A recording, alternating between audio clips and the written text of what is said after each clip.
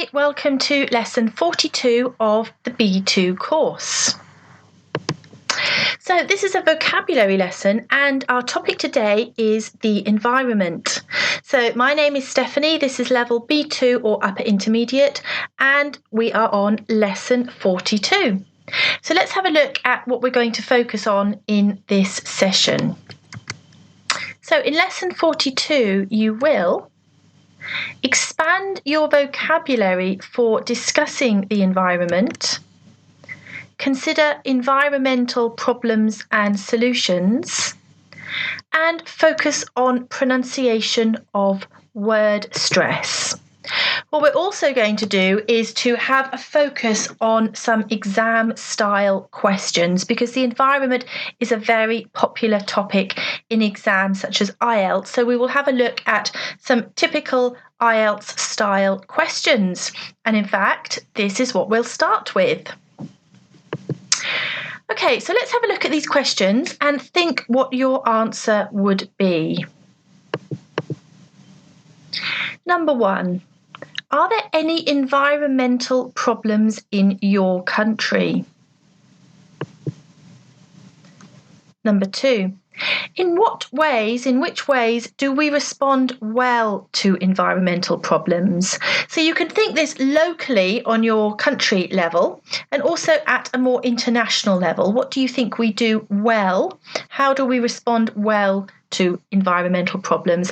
There's a lot of talk about things that go wrong, but can you think of any examples of things that go right? Number 3. What examples are there of how we damage the natural world? Number 4. What do you think is the main danger the world faces in terms of the environment? Number 5. Do you or your family take steps to help the environment? And number 6. Do you take an interest in nature? So what I suggest you do is to pause that slide and just consider what your answers would be for those questions. If somebody asked you those questions, how would you respond to them? That's an important technique to do whether you're going to take an exam or not. Have a think about what vocabulary you might need. Are you trying to describe something and you don't have the words for it? In which case, try looking them up on an online dictionary. Okay, we're going to move on to look at some vocabulary together. And what I'm going to do is to show you 3 photographs. What I want you to think is what's happening in this photo and how does it make you feel?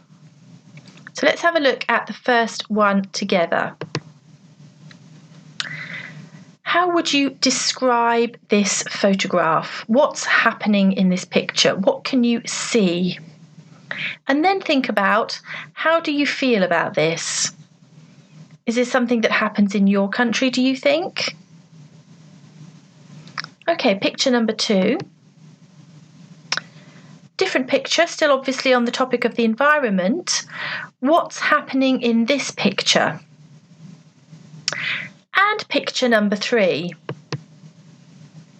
Okay, have a look at picture number 3. Can you describe this photograph for me and how does it make you feel? So we're going to look at each photograph individually and we're going to brainstorm words, vocabulary connected to the image. But before we do this, I'd like you to write down as many words as you can think of to describe each picture. So let's start with the first one, water pollution.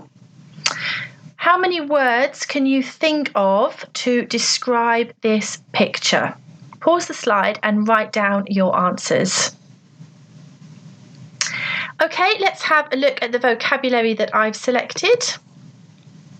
Man-made disaster, factories, pollution, rivers, chemicals and pipes, sewage, oil slick, natural habitat, and toxic waste. Did you have any of the same words? Maybe you had some different words, but these are the words we're going to focus on together. So I've put the vocabulary at the top, and underneath are 10 definitions, 10 dictionary definitions for these words. So what I'd like you to do is to pause the slide and to match the definition with the vocabulary above it. So pause the slide and write down your answers. Okay, let's check them through together. So, number 1, tubes through which liquids can flow are pipes. Harm caused in an artificial way is a man-made disaster. Number 3, the natural environment for plants or animals is natural habitat. Number 4, a substance that is used in or produced by a reaction, chemicals. Number 5, natural water flowing to the sea, rivers. Number 6, buildings where goods are manufactured, are factories. Number 7, damage caused to the water, air or land by harmful substance is pollution. Number 8, poisonous matter is toxic waste. Number 9, a layer of oil floating on an area of water is an oil slick. And number 10, waste matter such as human urine is sewage. Really well done if you got all 10 definitions correct. So now what would be a good idea is to try and use some of that vocabulary to make some sentences to describe the photograph that we looked at. Remember, I often remind you of this, the best way to remember and to learn vocabulary is to use it. So try to use some of those words in sentences to describe that image we looked at. Okay, do you remember the second photo? So this one is air pollution. So again, let's try the same idea. Pause the slide and write down any words you can think of that would describe this picture or that you could use to talk about air pollution. Okay, pause the slide and write down your answers. Okay, again, lots of different options here, but let's have a look at the 10 words that I've chosen. So, air quality, cars, lorries, exhaust fumes, traffic, cities, asthma, mask, filter, and atmosphere. Did you have any of the same words? I'm sure you did. Okay, so again, let's check the definitions of these words. So the same idea, I've put the 10 vocabulary words at the top and 10 definitions underneath. So number 1, road vehicle. Number 2, a covering for the face. Number 3, the volume of vehicles on the road. Number 4, the standard of the air. Number 5, the gases that surround the earth. Number 6, an illness when it's difficult to breathe. Number 7, the waste gases from an engine. Number 8, a large truck. Number 9, a piece of equipment for removing solids. And number 10, large towns. So same idea, pause the slide and see if you can match the 10 words with the 10 definitions. And time to check our answers. So number 1, cars. Number 2, mask. Number 3, traffic. Number 4, air quality. Number 5, atmosphere. Number 6, asthma. Number 7, exhaust fumes.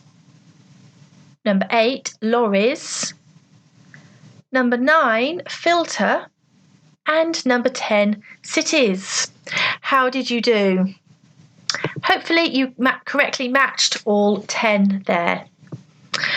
Okay, final picture. This time we were looking at marine pollution. So again, have a look at this image. Can you think of as many words as you can that you could use to describe what's happening here? So again, pause the slide and take a moment to write down some words. Okay, and I can share with you now the 10 words that I've chosen. So the first one, rubbish, plastic, fish, ecosystem, tides, debris, marine life, ocean, contamination, and coral reefs. So maybe you had some of those words as well, or maybe you had another 10, but these are the ones we're going to focus on. And again, we'll have a look at 10 definitions. So same idea. You've got your 10 words at the top, the 10 definitions underneath. Let's see if you can correctly match them. Number 1, a large area of sea. Number 2, unwanted material. Number 3, a scaly animal that lives in water. Number 4, smaller pieces broken from something larger. Number 5, things living together and the way they interact. Number 6, animals living in a sea or ocean. Number 7, making something less pure. Number 8, a large area of coral. Number 9, an artificial substance. And number 10, the movement of the sea. So again, please pause the video and see if you can correctly match the 10 words with their definition. How did you find that one? Okay, well, let's check our answers together and see how many you got correct. So number 1, a large area of sea is an ocean. Number 2, unwanted material is rubbish. A scaly animal that lives in water is a fish.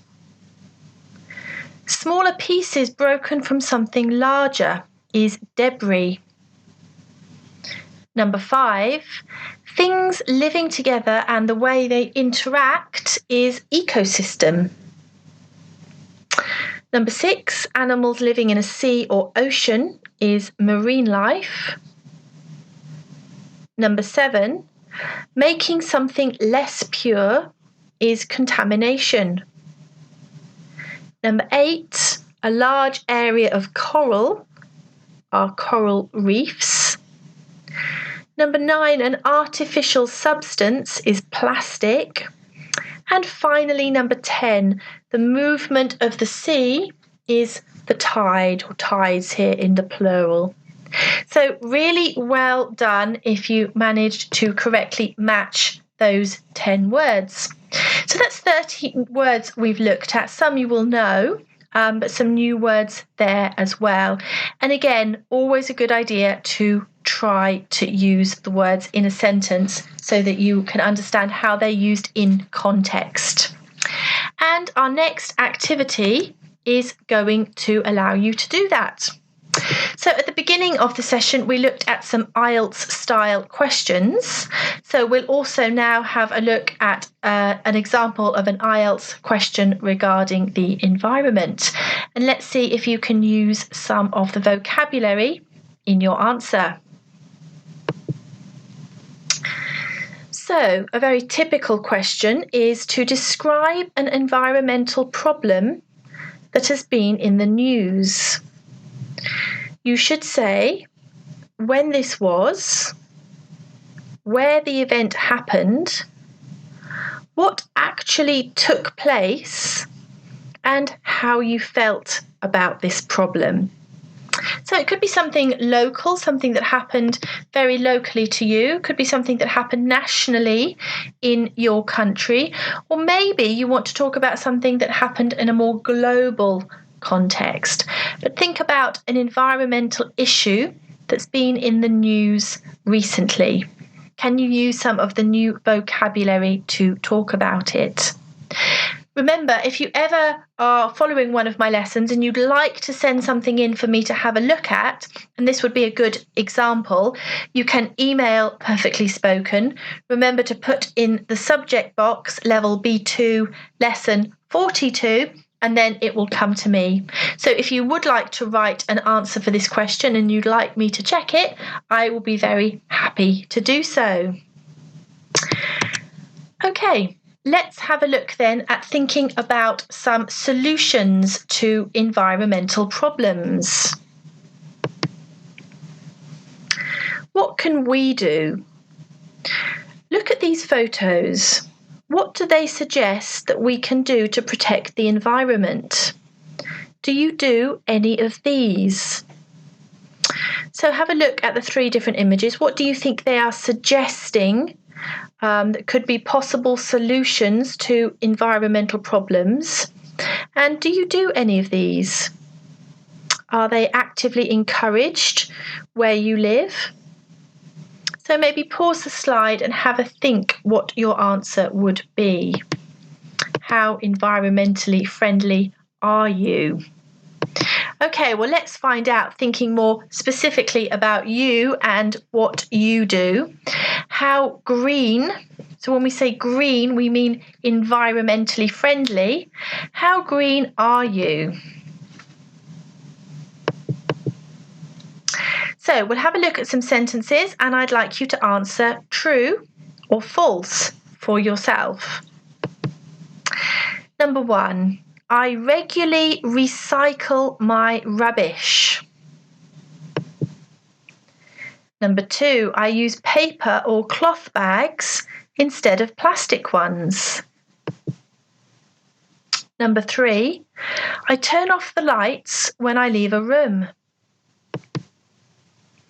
Number 4, I cycle instead of drive a car. And number 5, if you do drive a car, you have a hybrid or maybe you have an electric car. How many of these are true for you? So give an honest answer. Do you think you are a green person? Do you try to protect the environment? Maybe there are some other things not on the list that you do that you can add to that list. And maybe some of these are actively encouraged where you live. For example, in the UK, supermarkets now charge if you want to use a plastic bag. So this is an idea to try to encourage people to bring cloth bags or to reuse bags. Do you have any similar initiatives where you live? Well, this leads us quite nicely on to our next slide. So we were thinking, firstly, what do you do? Our next slide is asking, what can governments do? So I've given you an example of what the British government has done. There are some more ideas on these slides. But what do you think governments can do? What do you think they should do to help the environment? Okay, pause the slide, maybe have a think, and then we'll have a look at some answers together. Okay. Number 1, introduce rent-a-bike scheme in towns and cities. Is this something that happens where you live? If it does it work? And do you think it's a successful initiative? Number 2, promote the use of solar panels. So that was our first image in the previous slide. Number 3, investigate alternative energy sources such as wind turbines. Number 4, introduce a tax on plastic bags in supermarkets. Number 5, promote electric car rental schemes. Number 6, enforce regulations that keep our water and air clean. Number 7, reduce the amount of waste sent to landfill. And do you have any other ideas? So looking at this list, what do you think happens where you live? Do you think your government does enough, or do you think it could do more? Perhaps you have some extra ideas that you can add to the list there.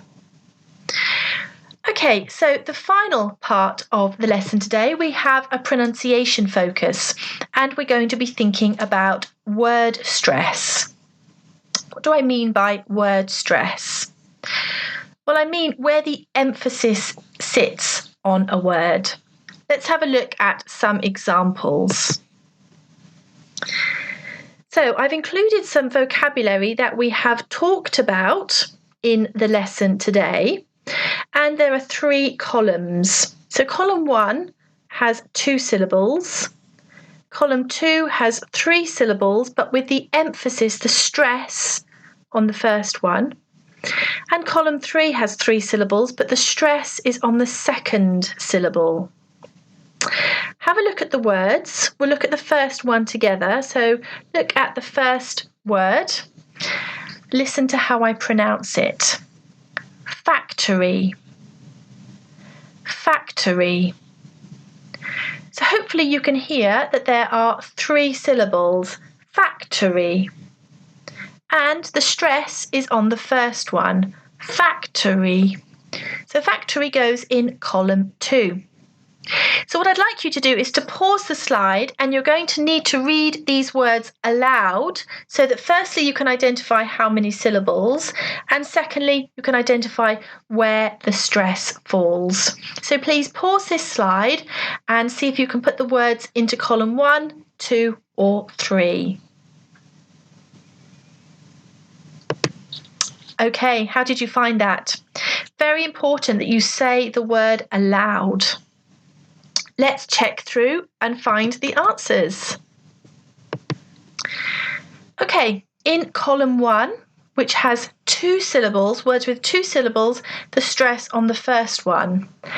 Desert, global, river, toxic, traffic, climate, all with 2 syllables and the stress on the first one.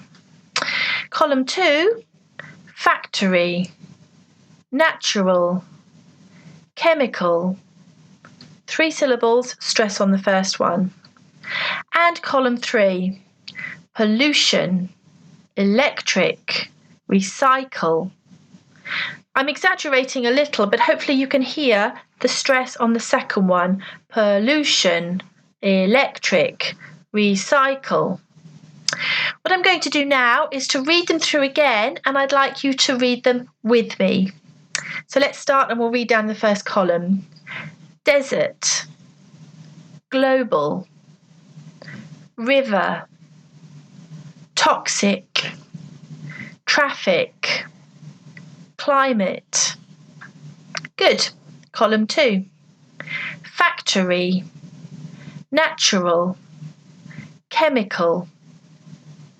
And the last column, pollution, electric, recycle.